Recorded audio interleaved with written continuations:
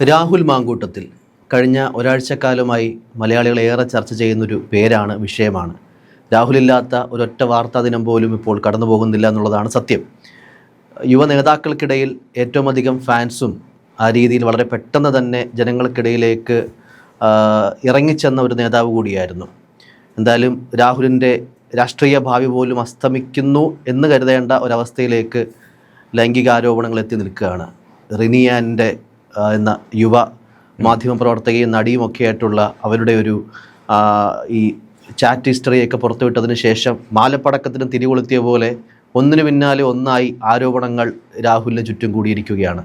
എന്തായാലും പാർട്ടി അംഗത്വത്തിൽ നിന്ന് പുറത്താക്കിയിരിക്കുന്നു. നീ MLA സ്ഥാനം കൂടി രാജിവെക്കുമോ എന്നുള്ള കാര്യമാണ് അറിയേണ്ടത്. ഇനി ഒരു തിരിച്ചുവരവ് ഉണ്ടാവൂ? രാഹുലിൻ്റെ രാഷ്ട്രീയ ഭാവി എന്തായിരിക്കും? അതുപോലെ ഈ ഒരു കേസുകളിൽ ഇപ്പോഴത്തെ ഒരു സ്റ്റാറ്റസ് എന്താണ് ജോണേട്ടാ? രാഹുൽ മാങ്കൂട്ടത്തിൽ മനസ്സിലാക്കേണ്ടിയിരുന്ന ഒരു കാര്യം ഇത് രാഷ്ട്രീയമാണ് എന്നുള്ളതാണ്. അത് രാഷ്ട്രീയമാണെന്ന് പറയുമ്പോൾ രാഷ്ട്രീയത്തിൽ നിൽക്കണമെങ്കിൽ അതിന് ചില കളികൾ പഠിക്കണം. ആ കളിയൊക്കെ രാഹുലിന് അറിയാം. പക്ഷെ അതിനപ്പുറം ചില കാര്യങ്ങളുണ്ട്.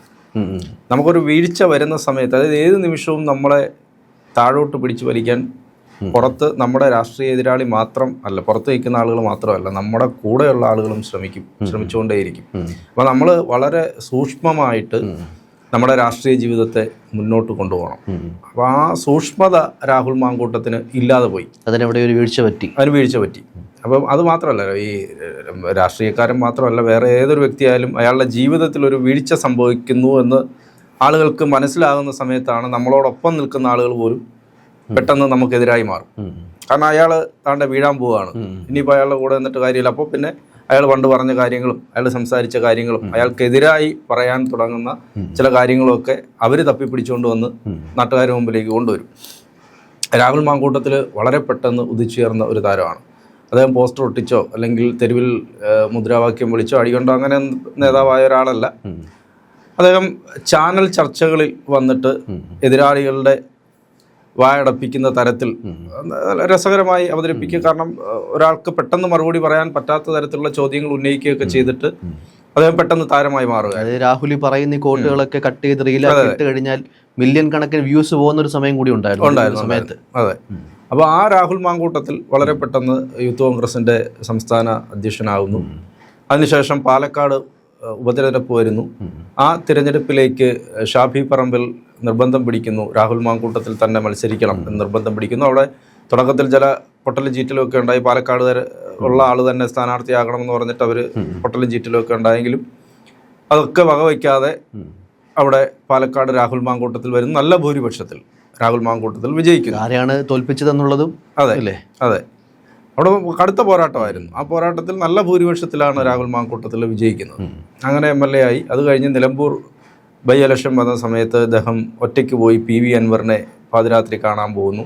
അപ്പോൾ അവിടെ മുതൽ ശരിക്കും പറഞ്ഞാൽ അവിടെ മുതൽ അദ്ദേഹത്തിൻ്റെ ഒരു ഗ്രാഫ് താഴാൻ തുടങ്ങി രാഷ്ട്രീയ. കാരണം അത്തരം ഒരു നീക്കം ഇയാളുമായിട്ട് ഇനി PV അൻവറുമായി ചർച്ചയില്ല എന്ന് VD സതീശൻ പ്രഖ്യാപിച്ചിരിക്കുന്ന സമയത്താണ് അൻവർ രാത്രി രഹസ്യമായി കാണാനും അയാളുടെ കാല് പിടിക്കാനും ഒക്കെ ആയിട്ട് ചെല്ലുന്നത്. അതോടുകൂടി ഇയാളുടെ ഒപ്പം കൂട്ടാൻ പറ്റാത്ത ഒരാളാണെന്നുള്ള ഒരു പ്രതീതി ഇവർക്ക് തന്നെ, മുതിർന്ന നേതാക്കൾക്ക് തന്നെ ഉണ്ടാകും. അപ്പം അതൊക്കെ കഴിഞ്ഞ് ശാന്തമായി ഇങ്ങനെ പോകുന്ന സമയത്താണ് പിന്നീട് സമരമുഖങ്ങളിലൊക്കെ ഇദ്ദേഹം, ഈ സമരത്തിലൂടെ അങ്ങനെ വലിയ നേതാവായി വന്ന അല്ലെങ്കിൽ പോലും ഇത് യൂത്ത് കോൺഗ്രസിന്റെ അധ്യക്ഷനായിട്ടും MLA ആയിട്ടൊക്കെ ഇരിക്കുന്ന സമയത്ത് സമരമുഖങ്ങളിലൊക്കെ കത്തിച്ചൊലിച്ച് നിൽക്കുന്ന ഒരാളായിരുന്നു. മുന്നിട്ട് എന്തിനും പോകുന്ന ഒരു നേതാവായി നിൽക്കുന്ന. അതുകൊണ്ടാണ് യൂത്തിനൊക്കെ അണികൾക്ക് ആവേശം നേതാവായിരുന്നു. അപ്പോഴാണ് റിനി ആൻഡ് ജോർജ് എന്ന് പറയുന്ന നടി, മാധ്യമപ്രവർത്തക, അവർ വന്നിട്ട് ഒരു യൂട്യൂബ് ചാനലിൻ്റെ ഇൻ്റർവ്യൂവിലാണ് ഇങ്ങനെ ഒരു കാര്യം വർത്തമാനത്തിനിടയ്ക്ക് പറയുന്നു ഇങ്ങനൊരു രാഷ്ട്രീയ നേതാവ് തുടർച്ചയായി അശ്ലീല സന്ദേശം അയക്കും എന്ന് പറഞ്ഞിട്ട് അപ്പോൾ ആരാണ് എന്നുള്ളതിനെക്കുറിച്ച് അതിനു മുമ്പ് തന്നെ ഇദ്ദേഹത്തെക്കുറിച്ച് ഇത്തരം ഒരു ആരോപണം അന്തരീക്ഷത്തിലുണ്ടായിരുന്നു. രാഹുൽ മാങ്കൂട്ടത്തിനെ കുറിച്ച് ഇത്തരം ഒരു ആക്ഷേപം അന്തരീക്ഷത്തിലുണ്ട്. പക്ഷേ ആരും പരാതിയുമായിട്ട് വരുന്നില്ല. പ്രത്യക്ഷത്തിൽ ആരും അങ്ങനെ പറയുന്നില്ല. ഇങ്ങനൊരു പരാതി ഇദ്ദേഹത്തെക്കുറിച്ച് ഉണ്ട്. അപ്പോഴാണ് റിനി ആൻഡ് ജോർജ് എന്ന് പറയുന്നത്. അതിനുശേഷം മാധ്യമങ്ങളുടെ മുമ്പിൽ, ചാനലുകളുടെ മുമ്പിൽ വെളിപ്പെടുത്തലുമായി വരുന്നു. അപ്പോൾ ഇദ്ദേഹം വളരെ ഉപയോഗിക്കുന്ന ഒരു വാക്കുണ്ട്, ഹൂ കെയേഴ്സ്. അപ്പോൾ ആരാണ് എന്ന് ചോദിക്കുമ്പോൾ തിരിച്ച് റിനി ആൻഡ് ജോർജ് പറയുന്നു ഹൂ കെയേഴ്സ് എന്ന് പറഞ്ഞിട്ട് എന്ന ആറ്റിറ്റ്യൂഡ് ഉള്ള വ്യക്തിയാണ്. അപ്പോൾ തന്നെ ആളുകൾക്ക് മനസ്സിലാവുന്നു രാഹുൽ മാങ്കൂട്ടത്തിലാണെന്ന് പറയുന്നു, മനസ്സിലാവുന്നു. അതിനുശേഷമാണ് ഇദ്ദേഹത്തിൻ്റെ ചാറ്റുകൾ പുറത്തു വരുന്നതും. ഈ ചാറ്റുകൾ എന്ന് പറയുമ്പോൾ പിന്നെ അതിനകത്ത് ഇപ്പം നമുക്ക് പലതും ആധികാരികമാണെന്നൊന്നും പറയാൻ പറ്റില്ല. അതിപ്പോൾ ഇക്കാര്യത്തിൽ എന്നുള്ളതല്ല, പല കാര്യങ്ങളും ഇപ്പോൾ ഒരു ചാറ്റ്, വാട്സപ്പ് ചാറ്റ് ആർക്കും ആരെക്കുറിച്ച് വേണമെങ്കിലും ഉണ്ടാക്കാം ഇന്നത്തെ കാലത്ത്. ക്രിയേറ്റ് ചെയ്യാൻ പറ്റുന്ന ആപ്പുകളുണ്ട്, ക്രിയേറ്റ് ചെയ്യാൻ നമ്മുടെ ശബ്ദം നമുക്ക് ചെയ്യാൻ പറ്റും. പക്ഷേ അവിടെയൊക്കെ രാഹുലിനെ സംബന്ധിച്ച് രാഹുലിൻ്റെ ഈ ഗർഭചിത്രത്തിൽ നിർബന്ധിക്കുന്നു എന്നുള്ള ഓഡിയോ ക്ലിപ്പ് പുറത്തു വന്നത് അദ്ദേഹത്തെ വല്ലാതെ ഉലച്ചു കളഞ്ഞു. അതിൽ പിടിച്ചിരിക്കാൻ പറ്റില്ല. ബാക്കിയൊക്കെ ഇപ്പൊ നമുക്ക് ക്രിയേറ്റ് ചെയ്തതാണെന്നൊക്കെ പറയാം. അല്ലെങ്കിൽ ഒരു പരിധിവരെ പ്രതിരോധിക്കാമായിരുന്നു. ഇഷ്ടത്തോടു കൂടി നടന്ന കാര്യമാണ്. 2 പക്ഷത്ത് മെസ്സേജുകൾ വരുന്നുണ്ടെന്നൊക്കെ. അപ്പൊ അങ്ങനെയുള്ള ആരോപണങ്ങൾ വന്നിട്ടുള്ള എംഎൽഎമാരുണ്ട്. എം വിൻസെന്റിനെതിരെ അദ്ദേഹം ജയിലിൽ കിടക്കും, 1 മാസത്തോളം ജയിലിൽ കിടന്നു. പിന്നെ എൽദോസ് കുന്നപ്പള്ളി, അദ്ദേഹവും സമാനമായ ആരോപണം നേരിട്ട ആളാണ്. പക്ഷേ അതിനൊക്കെ അപ്പുറത്തേക്ക് ഈ സംഭവം പോയത് ഈ ഓഡിയോ ക്ലിപ്പ് വന്നതോടുകൂടി ഇദ്ദേഹത്തിന് നിഷേധിക്കാൻ പറ്റുന്നില്ല. ഞാൻ അങ്ങനെ പറഞ്ഞിട്ടില്ല എന്ന് നിഷേധിക്കുന്നില്ല. ഇദ്ദേഹത്തിൻ്റെ ശബ്ദം ക്ലിയറാണ്. ഇദ്ദേഹം അവരെ കൊല്ലുന്നതിനെക്കുറിച്ച് പറയുന്നു. അപ്പോൾ ഓരോ ദിവസവും അതിൻ്റെ പുതിയ വെർഷൻസ് ഇങ്ങനെ വരികയാണ് ആ സംഭാഷണത്തിൻ്റെ. കൊല്ലണമെങ്കിൽ എനിക്ക് സമയം വളരെ കുറച്ച് സമയം മതി എന്നൊക്കെ പറഞ്ഞിട്ടുള്ള ഒരു സംഭവമൊക്കെ വരുന്നു. അപ്പോൾ ഇങ്ങനെ വന്നു തുടങ്ങിയപ്പോൾ അതിനകത്തൊരു ധാർമ്മികതയുടെ പ്രശ്നം ഉണ്ടാകുന്നു. അപ്പോഴാണ് ഇദ്ദേഹത്തിനെതിരെ നേരത്തെ തന്നെ AICCയുടെ മുമ്പിൽ പരാതികളുടെ പ്രവാഹമുണ്ട്. ഇങ്ങനെ ചില കേസുകൾ, അതായത് കേരളത്തിലെ സമുന്നതനായ ഒരു നേതാവിൻ്റെ മകളോട് പോലും ഇത്തരത്തിൽ സംസാരിച്ചു എന്നുള്ള ഒരെണ്ണം. പിന്നീട് മുൻ MP-യുടെ മകളുമായി ബന്ധമുണ്ടായിരുന്നു, വിവാഹ വാഗ്ദാനം നൽകി, അതിൽ നിന്ന് ജാതിയുടെ പേര് പറഞ്ഞ് പിന്മാറി എന്നുള്ള ഒരു ആക്ഷേപം വരുന്നു. MP അദ്ദേഹത്തിൻ്റെ വീട്ടിൽ വിളിച്ച് രാഹുലിനെ ആയിട്ട് സംസാരിച്ചപ്പോൾ പോലും അദ്ദേഹത്തിന് അതിനകത്ത് താല്പര്യമില്ല. അപ്പം ഇങ്ങനെ ഇദ്ദേഹത്തിന് മുമ്പിൽ ഇതിനു മുമ്പും പരാതികൾ ഇങ്ങനെ വന്നുകൊണ്ട്, പരാതികൾ സത്യമാണെങ്കിൽ ഇത്രയധികം തിരക്കുള്ള രാഷ്ട്രീയ ജീവിതത്തിൽ രാഹുൽ ഇതിനു വേണ്ടി ഒരു ബാലൻസ് കണ്ടെത്തുന്നതിൽ, ഒരു വർക്ക് ടൈം കണ്ടെത്തുന്നതിൽ നമ്മൾ ശ്രദ്ധിക്കേണ്ടിയിരിക്കുന്നു. വളരെ മിടുക്കനായി ആ ഒരു പൊളിറ്റിക്കൽ ലൈഫും വ്യക്തി ജീവിതത്തിൽ ഇത്തരം കുസൃതികളും ഒക്കെ ഒരുമിച്ച് കൊണ്ടുപോകുന്ന ഒരു വ്യക്തിയായിട്ട്. അല്ല, അത് പറയുമ്പോഴാണ് ഈ ഇതിനൊക്കെ സമയം എവിടെ സ്വാഭാവികമായിട്ട് ചിന്തിക്കില്ലേ?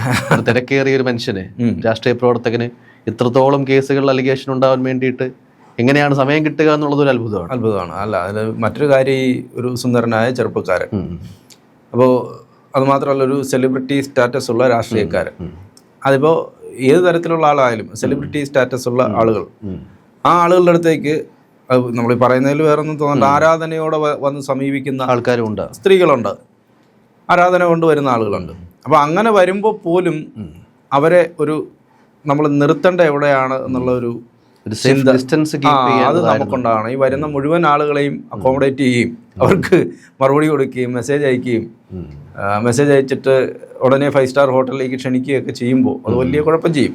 ഒരു ട്രാൻസ്ജെൻഡർ പോലും അത്തരത്തിൽ ആരോപണവുമായിട്ട് വരുന്നു. പക്ഷെ പിന്നീട് ഈ ട്രാൻസ്ജെൻഡറിന്റെ ആരോപണത്തിനെതിരെ മാത്രമാണ് അദ്ദേഹത്തിന് ഒരു തെളിവ് കൊണ്ടുവരാൻ പറ്റിയത്. അതെ, തിരിച്ച് കയ്യിലുള്ള ചാറ്റുകളും ഓഡിയോ കേൾപ്പിച്ചത് ഈ അവന്തിക എന്ന് പറഞ്ഞ ആരോപണത്തിൽ മാത്രം. പക്ഷെ ഒന്നിലും ജോൺട്ടൻ നേരത്തെ പറഞ്ഞത് കണക്ക് ഇതിലൊന്നും ഉള്ളത് എന്റെ ചാറ്റ് അല്ല, എന്റെ ഓഡിയോ അല്ല എന്ന് നിഷേധിക്കുന്നില്ല, പറയുന്നില്ല, ഞാൻ അല്ലാന്നെങ്കിലും പറയുന്നില്ല. അതെ, അത് തുടക്കത്തിൽ ആദ്യ ദിവസം പത്രസമ്മേളനം നടത്തിയിട്ട് മാധ്യമങ്ങളെ കണ്ടപ്പോൾ പറഞ്ഞു ഇത് ക്രിയേറ്റ് ചെയ്യാമല്ലോ, ആർക്ക് വേണമെങ്കിലും ക്രിയേറ്റ് ചെയ്യാമല്ലോ എന്ന് പറഞ്ഞു. പക്ഷെ അദ്ദേഹത്തിന് പറ്റിപ്പോയത് ഈ നേതാക്കന്മാരടക്കം ഇദ്ദേഹം ഇങ്ങനെയാണ് എന്നുള്ളത് അവർക്ക് നേരത്തെ അറിയാമായിരുന്നു എന്നുള്ളതാണ്. ഇദ്ദേഹത്തിൻ്റെ ഒരു സ്വഭാവ രീതി ഇതാണ്. അതുകൊണ്ടാണ് ഷാഫി പറമ്പിലിനൊക്കെ ഒന്നും മിണ്ടാതെ പറയാതെ അദ്ദേഹത്തിന് കുറച്ച് ദിവസം മാറി നിൽക്കേണ്ടി വന്നത്. ഷാഫി പറമ്പിൽ ഇദ്ദേഹത്തെ സംരക്ഷിച്ച് നിർത്തുന്ന ഒരാളാണ്, ഇദ്ദേഹത്തിൻ്റെ ഗോഡ് ഫാദറാണ്. അപ്പോൾ അദ്ദേഹത്തിന് പോലും വന്നിട്ട് ഇദ്ദേഹത്തിന് ഒരു ഘട്ടത്തിൽ തള്ളിപ്പറയേണ്ടി വന്നു. അതുമാത്രമല്ല, ഈ വനിതകളായിട്ടുള്ള കോൺഗ്രസിലെ നേതാക്കന്മാർ ഇപ്പോൾ ഉമാ തോമസിനെതിരെയൊക്കെ വലിയ സൈബർ അറ്റാക്കാണ് നടത്തുന്നത്. ഈ തള്ള അന്ന് വീട് ചത്താ മതിയായിരുന്നു എന്നൊക്കെയാണ് കമന്റ് രൂക്ഷമായ ഭാഷയിൽ, വളരെ രൂക്ഷമായ ഭാഷയിലാണ് സൈബർ അറ്റാക്ക് നടക്കുന്നത്. അതുപോലെ അന്ന് ഈ വിമർശനം ഉന്നയിച്ചിട്ടുള്ള ഈ രാഹുൽ മാങ്കൂട്ടത്തിലിനെ മാറ്റണം എന്ന് പറഞ്ഞിട്ടുള്ള മുഴുവൻ വനിതാ നേതാക്കൾക്കെതിരെയും വലിയ തോതിലുള്ള സൈബർ അറ്റാക്ക് റിപ്പോർട്ട് ചെയ്ത ചാനലിന്റെ ഓഫീസ് അടിച്ചു പൊട്ടിക്കുന്നൊക്കെ പറഞ്ഞ ശബ്ദ സന്ദേശങ്ങൾ വരുന്നു. പക്ഷെ രാഹുല് രാഷ്ട്രീയത്തിൽ എത്രയോ സാധ്യതയുള്ള ഒരാളായിരുന്നു. BD സതീശനൊക്കെ പറഞ്ഞതുപോലെ അദ്ദേഹത്തിന് കിട്ടിയ അവസരങ്ങൾ വളരെ ചെറുപ്പത്തിലേ കിട്ടിയ അവസരമാണ്. അത് ആർക്കും അങ്ങനെ കിട്ടുന്നല്ലോ. ഒരു രമേശ് ചെന്നിത്തലയ്ക്കോ അല്ലെങ്കിൽ ഒരു പന്തള സുധാകരനോ അങ്ങനെ വളരെ വളരെ ചുരുക്കം ആളുകൾക്കാണ് 26-ാമത്തെ വയസ്സിൽ 26-ാമത്തെ 27-ാമത്തെ വയസ്സിലാണ് രമേശ് ചെന്നിത്തല പിന്നെ കേരളത്തിൻ്റെ MLA ആവുകയും ഒക്കെ ചെയ്യുന്നത്. അപ്പോൾ അതുപോലെയുള്ള അവസരം ഇപ്പം ഈ രാഹുൽ മാങ്കൂട്ടത്തിന് ലഭിക്കുന്നു. അപ്പോൾ അദ്ദേഹം ആ അവസരം കിട്ടിയപ്പോൾ ഒരു രാഷ്ട്രീയക്കാരൻ, അതാണ് ഞാൻ നേരത്തെ പറഞ്ഞത്, പണ്ട് കോൺഗ്രസിൽ തന്നെയുള്ള PT ചാക്കോ ഇതുപോലെ ആയിരുന്നു. PT ചാക്കോ ഒന്ന് ജ്വലിച്ച് നിൽക്കുന്ന താരമായി പറഞ്ഞതുപോലെ. അന്ന് സോഷ്യൽ മീഡിയ ഒന്നുമില്ല, എന്നാലും അദ്ദേഹം വളരെ ഗംഭീരമായി കോൺഗ്രസിലെ നേതാവായി നിൽക്കുന്ന സമയത്താണ് അദ്ദേഹത്തിൻ്റെ മന്ത്രിയുടെ കാറ് ഈ തൃശ്ശൂർ വെച്ച് ഒരു ഉന്തുവണ്ടിയിൽ തട്ടുന്നതും അതിനകത്തൊരു സ്ത്രീ ഉണ്ട് എന്ന് ആരോപണം വരുന്നതും. ഒരു സ്ത്രീ വണ്ടിയിൽ കയറി എന്ന് വിചാരിച്ചുകൊണ്ട് അത് മറ്റു കാര്യങ്ങൾക്കാണെന്ന് വരുത്തി തീർക്കാൻ ആളുകൾക്ക് പറ്റും. അത് അന്ന് ഏറ്റവും കൂടുതൽ അദ്ദേഹത്തിനെതിരെ വിമർശനം ഉണ്ടായതും അദ്ദേഹം രാജിവെക്കണമെന്നുള്ള ആവശ്യം ഉന്നയിച്ച അദ്ദേഹത്തിൻ്റെ പാർട്ടിക്കാർ തന്നെയാണ്. അതോടുകൂടി അദ്ദേഹത്തിൻ്റെ രാഷ്ട്രീയ ഭാവി പോവുകയും വളരെ ചുരുങ്ങിയ സമയത്തിനുള്ളിൽ കുറച്ച് നാളുകൾക്ക് ശേഷം അദ്ദേഹം ഹൃദയസ്തംഭനം മൂലം മരിക്കുകയും ചെയ്യുകയാണ്. അപ്പോൾ അത് ഇപ്പോഴും എന്തുകൊണ്ട് അദ്ദേഹത്തിനെ അങ്ങനെ ക്രൂശിച്ചു, അതാണ് രാഷ്ട്രീയം. കേരളത്തിലൊരു പൊളിറ്റിക്കൽ സിനാരി പ്രത്യേകിച്ച് പറഞ്ഞ പോലെ കോടികളിലെ അഴിമതി ആരോപണം ഉണ്ടായാൽ പോലും സംരക്ഷിച്ച് നിർത്താനായിട്ട് ഒരു വലിയൊരു കൂട്ടം ഉണ്ടാകാറുണ്ട്. പക്ഷേ സ്ത്രീകളുമായിട്ട് ബന്ധപ്പെട്ട വിഷയത്തിൽ ഒരു പരിധി കഴിഞ്ഞു കഴിഞ്ഞാൽ കൂടെയുള്ള ആൾക്കാർ പോലും തിരിഞ്ഞു നിൽക്കുന്ന ഒരു സാഹചര്യം കൂടിയുണ്ട് അല്ലേ? PK കുഞ്ഞാലിക്കുട്ടിക്കെതിരെ ആരോപണം വന്ന സമയത്ത് മുസ്ലിം ലീഗിൻ്റെ കോട്ടയാണ്. അവിടെ ആ ആരോപണം വന്നു, അത് ശക്തമായി കഴിഞ്ഞ് അദ്ദേഹം മന്ത്രിസ്ഥാനമൊക്കെ രാജിവെച്ച് കഴിഞ്ഞ് വന്നിട്ടുള്ള ഇലക്ഷനിൽ അദ്ദേഹം തോറ്റുപോയി. അദ്ദേഹം മാത്രമല്ല, മുസ്ലിം ലീഗിൻ്റെ വളരെ പ്രധാനപ്പെട്ട നേതാക്കളെല്ലാം ആ ഒരു മേഖലയിൽ, അതായത് മുസ്ലിം ലീഗിൻ്റെ പേര് ഇപ്പം ഞാൻ ചെന്ന് നിന്നാലും ജയിക്കുന്ന ഒരു മണ്ഡലമാണ്. അപ്പോൾ കോണി കണ്ടാൽ മതി, ഏണിയാണല്ലോ ചിഹ്നം, ആ ചിഹ്നത്തിൽ ജയിക്കുന്ന മണ്ഡലം. ആ മണ്ഡലത്തിൽ ഈ പറയുന്ന പ്രമുഖർ മുഴുവൻ തോറ്റുപോയി. കാരണം ഒരു സ്ത്രീയുടെ ആരോപണം, ലൈംഗിക ആരോപണമാണ് വന്നത്. അത് ആ ഗവൺമെൻറ്റിനെ തന്നെ ബാധിച്ചു. അപ്പോൾ അതുപോലെയാണ് അത്. ഇവർക്കറിയാം രാഹുൽ മാങ്കൂട്ടത്തിൻ്റെ ഈ ഒരു ആരോപണം അദ്ദേഹത്തെ ഇങ്ങനെ സംരക്ഷിച്ച് നിർത്തുകയൊക്കെ ചെയ്തു കഴിഞ്ഞാൽ ആ ആരോപണം, പ്രത്യേകിച്ച് ഇപ്പോൾ ഭരണം തിരിച്ചു പിടിക്കാം എന്നൊക്കെയുള്ളൊരു ആഗ്രഹവും ഒക്കെ ആയിട്ട് നടക്കുന്ന സമയത്താണ് ഇത്തരം ഒരു പ്രശ്നം വരുന്നത്. അപ്പോൾ അങ്ങനെ ഒരു പ്രശ്നം വരുമ്പോൾ ഇദ്ദേഹത്തെ കൂടുതൽ സംരക്ഷിച്ച് നിർത്തേണ്ടതില്ല എന്നുള്ളൊരു ചിന്ത. പിന്നെ എവിടെയോ ഒക്കെ നമ്മൾ ഈ പറയുന്ന പോലെ ഷാഫി പറമ്പിലും രാഹുൽ മാങ്കൂട്ടത്തിൻ്റെ കയ്യിൽ ചില ബോംബുകളൊക്കെ ഉണ്ട്. ഉന്നത നേതാക്കന്മാരെ അത് കാണിച്ച് വരട്ടി നിങ്ങളുടെ ശബ്ദ സന്ദേശങ്ങളും ഒക്കെ ഞങ്ങൾ പുറത്തു വിടും എന്നൊക്കെ പറഞ്ഞു എന്ന് പറയുന്ന പോലെ ചില കാര്യങ്ങളും പുറത്തു വരുന്നുണ്ട്. പക്ഷെ അതൊന്നുമല്ല. അത് ഈ പാലക്കാട് ഇനിയിപ്പോൾ ഒരു ബൈ ഇലക്ഷൻ വന്നു കഴിഞ്ഞാൽ ഉറപ്പായും അവിടെ UDF ജയിക്കില്ല. ഇനിയിപ്പോൾ ഒരു വർഷത്തിനകത്തേ ഉള്ളൂ. പക്ഷേ അവിടെ UDF ജയിക്കില്ല. രാഹുൽ മാങ്കൂട്ടത്തിൽ സ്ഥാനാർത്ഥിയാകില്ല. ഒരു പക്ഷേ BJPയോ അല്ലെങ്കിൽ LDFോ അവർ തമ്മിലായിരിക്കും പിന്നീട് മത്സരം വരുന്നത്. അങ്ങനെ ഒരു മത്സരം വന്നു കഴിഞ്ഞാൽ പിന്നെ വരുന്ന തെരഞ്ഞെടുപ്പിലും പ്രധാന മത്സരം LDFും BJPയും തമ്മിലാവും. കോൺഗ്രസ് താഴേക്ക് പോകും. ആ സീറ്റ് ഉറപ്പായും നഷ്ടപ്പെടുമെന്നുള്ളത് അവർക്കറിയാം. അപ്പോൾ അതുകൊണ്ടാണ് ഇദ്ദേഹത്തെ പ്രാഥമിക അംഗത്വത്തിൽ നിന്ന് എത്ര സമയത്തേക്ക് എന്ന് പറയുന്നില്ല, പ്രാഥമിക അംഗത്വത്തിൽ നിന്ന് സസ്പെൻഡ് ചെയ്തിരിക്കുന്നു. വലിയ പരാതികൾ ഇദ്ദേഹത്തിനെതിരെ പോയി. ഒരാളെ പോലും വെറുതെ വിടുന്നില്ല എന്നുള്ളതാണ് ഇവിടെ അപ്പോൾ അത്തരം ഒരു ശീലം അറിഞ്ഞാൽ ഈ VD സതീശനെ പോലെയുള്ള ആളുകൾ അദ്ദേഹത്തിൻ്റെ മുമ്പിൽ ഈ പരാതി ചെന്നു എന്ന് പറയുന്നു. അങ്ങനെ പരാതി ചെന്നപ്പോൾ അദ്ദേഹം അത് പറഞ്ഞ് അതിനെ ഒത്തുതീർപ്പാക്കി ഇയാളെ മനസ്സിലാക്കി ഇനി മേലാൽ ഇത്തരത്തിൽ കാര്യങ്ങൾ ആവർത്തിക്കാതിരിക്കാൻ വേണ്ടിയിട്ടുള്ളൊരു രീതിയിലേക്ക് കൊണ്ടുവരണമായിരുന്നു. അല്ലെങ്കിൽ ആ പരാതിക്കൊരു തീരുമാനം എടുക്കണമായിരുന്നു, ഒത്തുതീർപ്പുണ്ടാക്കി വിടണമായിരുന്നു. പക്ഷെ അത് നടന്നിട്ടില്ല എന്നുള്ളതാണ് നമ്മൾ മനസ്സിലാക്കുക. അതുകൊണ്ടാണല്ലോ അവർക്കിത് പറയേണ്ടി വന്നത്. അല്ലെങ്കിൽ അവർക്കിത് പറയേണ്ടി വരത്തില്ല. പിന്നെ രാഷ്ട്രീയത്തിൽ പലപ്പോഴും പണ്ട് പിണറായി വിജയൻ പിന്നെ ഇലക്ഷൻ വരുന്ന സമയത്തെല്ലാം പിണറായി വിജയൻ മത്സരിക്കും എന്നുള്ള തോന്നലുണ്ടാകുന്ന സമയത്തെല്ലാം ലാവ്ലിൻ കേസിനെ കുറിച്ച് അത് ശ്രദ്ധിച്ചാൽ മതി. പഴയ പത്രങ്ങൾ ജയശങ്കർ തപ്പിയെടുത്താൽ മതി. അതായത് പിണറായി വിജയൻ ആദ്യ തവണ മുഖ്യമന്ത്രി ആകുന്നതിന് തൊട്ടു മുമ്പുള്ള അതുവരെയുള്ള എല്ലാ തെരഞ്ഞെടുപ്പിലും ലാവ്ലിൻ കേസിനെ കുറിച്ച്, തെരഞ്ഞെടുപ്പിൻ്റെ സമയമാകുമ്പോൾ ലാവ്ലിൻ കേസിനെ കുറിച്ച് വലിയ ചർച്ച എല്ലാ പത്രങ്ങളും ഒരേപോലെ ആ സമയത്തുണ്ടാകും. തെരഞ്ഞെടുപ്പ് കഴിയുമ്പോൾ അത് തീർന്നു. അതൊരു അദ്ദേഹം പറഞ്ഞ പോലെ ഒരു മാധ്യമ സിൻഡിക്കേറ്റ് ഉണ്ടോ എന്നൊക്കെ പറയുന്നത് ശരിയാണ്. അത് കഴിഞ്ഞ് അദ്ദേഹം കേരളത്തിന്റെ മുഖ്യമന്ത്രി ആയതിനു ശേഷം പിന്നീട് ഇന്നേ വരെ തെരഞ്ഞെടുപ്പ് സമയത്ത് അല്ലാതെ പിന്നെ ഒരു തെരഞ്ഞെടുപ്പ് സമയത്തും ലാവ്ലിനെ സംബന്ധിച്ചൊരു കേസ് ഉണ്ടായിട്ടില്ല. അതുപോലെയാണ്. അപ്പോൾ രാഷ്ട്രീയത്തിൽ ഇതിപ്പോൾ ഈ ഒരു ആരോപണം ഈ കുട്ടി ഒരു ഇൻ്റർവ്യൂവിൽ പറയുന്നു, അതിനുശേഷം വന്ന് മാധ്യമങ്ങളോട് പറയുന്നു. അപ്പോൾ പിന്നീട് ഇദ്ദേഹത്തിനെതിരെയുള്ള ചാറ്റുകൾ വരുന്നു. അപ്പോൾ രാഷ്ട്രീയത്തിൽ എന്ത് സംഭവിക്കാം? ഒരു വ്യക്തിയെ വീഴ്ത്താൻ ഒന്നുകിൽ നമ്മളോടൊപ്പം നടക്കുന്നവരോ അയാളൊരു വീക്ക്നെസ് നമുക്കറിയാമല്ലോ. ഇവനെ എവിടിട്ട് പിടിച്ചാൽ ഇവനെ പൂട്ടാൻ പറ്റും, ഇവൻ എന്നേക്കാൾ വളർന്നു പോകണ്ട. എപ്പോഴും അങ്ങനെയാണ് രാഷ്ട്രീയത്തിൽ. നമ്മളിപ്പോൾ ഒരാളെ കൊണ്ടുവരുന്നു, അല്ലെങ്കിൽ അത് അത്രയും ഇപ്പോൾ കരുണാകരനെ പോലെയൊക്കെയുള്ള ആളുകൾ, അവർ കരുണാകരൻ എത്രയോ ആളുകളെ വളർത്തി കൊണ്ടുവരുന്നു. കരുണാകരനൊന്നും പ്രശ്നമില്ല, കരുണാകരനെ വെട്ടിക്കളയുമെന്ന് കരുണാകരൻ ചിന്തിക്കേണ്ട കാര്യമില്ലല്ലോ. ഞാൻ ഈ കൊണ്ടുവരുന്നത്, പിന്നീട് പലരും അദ്ദേഹത്തിനെതിരെ തിരിഞ്ഞു, അത് വേറൊരു കാര്യം. എന്നാൽ പോലും അദ്ദേഹം ഒരു വലിയ ലെജൻഡറി ആയിട്ടുള്ള ഒരു ലീഡർ എന്നുള്ള തരത്തിൽ നിൽക്കുന്ന ഒരു മനുഷ്യനാണ്. അപ്പോൾ അദ്ദേഹത്തിനെ ഒന്നും കയറിയൊന്നും ചെയ്യാനില്ല. അപ്പോൾ അല്ലാതെ നമ്മളൊരാളെ കൈപിടിച്ച് കൊണ്ടുവരുമ്പോൾ ഇപ്പുറത്ത് നിൽക്കുന്ന ആളിനും ആ കൂടെയുള്ള ആളുകൾക്കും തോന്നുന്നു ഇവൻ എൻ്റെ അവസരമാണല്ലോ വെട്ടുന്നത്, ഇവനൊരു പണി കൊടുക്കാൻ ഉള്ള അവസരം. ഇവർ തമ്മിൽ തന്നെ ഇതിനകത്ത് തന്നെ ഗ്രൂപ്പുകളാണല്ലോ. അപ്പോൾ പണി കൊടുക്കാൻ കിട്ടുന്ന ഒരു അവസരം, ഇങ്ങനെ ഒരാളുണ്ട്, ആ ആളിനെ കൊണ്ട് ചെയ്യിപ്പിക്കാം എന്ന് ഒക്കെ ചിന്തിച്ചു പോയാൽ അതിനെ തെറ്റ് പറയേണ്ടതില്ല. കോടതിയിലേക്ക് ചെല്ലുമ്പോൾ ഒരുപക്ഷെ ഈ കേസുകളൊന്നും നിൽക്കാൻ പരാതി കൊടുത്തിട്ടില്ല. നമ്മൾ ഒരുപക്ഷെ സ്വമേധയാ ഒരു കേസ് എടുത്തു എന്നിരിക്കട്ടെ, എങ്കിൽ പോലും ഈ പറഞ്ഞ പോലെ ഡിജിറ്റൽ എവിഡൻസുകൾ രണ്ട് ഭാഗത്ത് നിന്നും ഈക്വൽ ആയിട്ടുള്ള കോൺട്രിബ്യൂഷൻ അതിലുണ്ടെങ്കിൽ സ്വാഭാവികമായിട്ട് പലപ്പോഴും കോടതികളും നിഷ്പക്ഷമായി അല്ലെങ്കിൽ കുറെ കൂടി ലിബറലായി തീരുമാനമെടുക്കുന്ന ഒരവസ്ഥ ഇപ്പോഴുണ്ട്. ഉഭയകക്ഷി പ്രകാരം ഇങ്ങനത്തുള്ള ബന്ധങ്ങൾ ഉണ്ടായിട്ട് തെറ്റിപ്പിരിയുമ്പോൾ മാത്രം ആരോപണങ്ങളായിട്ട് വരുന്നതിൽ കഴമ്പില്ല എന്ന് പലപ്പോഴും കോടതികൾ തന്നെ പറയുന്നുണ്ട്. പക്ഷേ എതിർപക്ഷത്ത് നിൽക്കുന്ന അല്ലെങ്കിൽ പരാതിക്കാരികളായിട്ടുള്ള ആൾക്കാർക്ക് രാഹുലിന്റെ ഒരു സ്വഭാവ വൈകൃതം അല്ലെങ്കിൽ സ്വഭാവം ഇങ്ങനെയാണ് എന്നുള്ളത് പുറം ലോകത്തെ അറിയിക്കണം എന്നുള്ള അവരുടെ ഒരു ലക്ഷ്യം സാധിച്ചു. അങ്ങനെ അത് ഈ റിനി ആൻഡ് ജോർജ് രംഗത്ത് വന്നതിന് ശേഷം, അതാ ഞാൻ പറഞ്ഞു, ഒരാൾ രംഗത്ത് വന്ന അയാൾ വീഴാൻ പോകുന്നു. അതിനു മുമ്പ് തന്നെ ഈ പിന്നെ ഇതുപോലെ ഗർഭത്തിന്റെ കേസ് അതിനു മുമ്പ് തന്നെ അന്തരീക്ഷത്തിലുണ്ട്. ഇങ്ങനൊരു സംഭവം ഉണ്ട്, രാഹുൽ മാങ്കൂട്ടത്തിൽ ഒരു മാധ്യമപ്രവർത്തകയുമായി അടുപ്പത്തിലാണ്, ഇങ്ങനെ ചില കാര്യങ്ങളുണ്ട് എന്നുള്ളത് നേരത്തെ തന്നെയാണ്. പക്ഷെ അതിനൊന്നും എവിഡൻസ് ഇല്ല. അല്ലെങ്കിൽ ഈ പറയുന്ന പിന്നെ പ്രഗ്നന്റ് ആയിട്ടുള്ള മാധ്യമപ്രവർത്തക ആരാണെന്നുള്ളതും ഒന്നും പുറത്ത് വന്നിട്ടില്ല. അവരൊരു പരാതിയായിട്ട് വന്നിട്ടില്ല. വേറെ ചില ആളുകളും പരാതിയായിട്ട് വന്നിട്ടില്ല. ഇവരെല്ലാം പിന്നെ കേട്ടറിഞ്ഞ ചില ആളുകളൊക്കെയാണ്. ഞാൻ ഫേസ്ബുക്കിൽ എഴുതിയിടുകയാണ്, എന്നെ ഇയാൾ കുഴപ്പക്കാരനാണെന്ന് എന്നോട് വേറൊരാൾ വന്ന് പറഞ്ഞു എന്ന് പറഞ്ഞിട്ടാണ് ആളുകൾ എഴുതിയിടുന്നത്.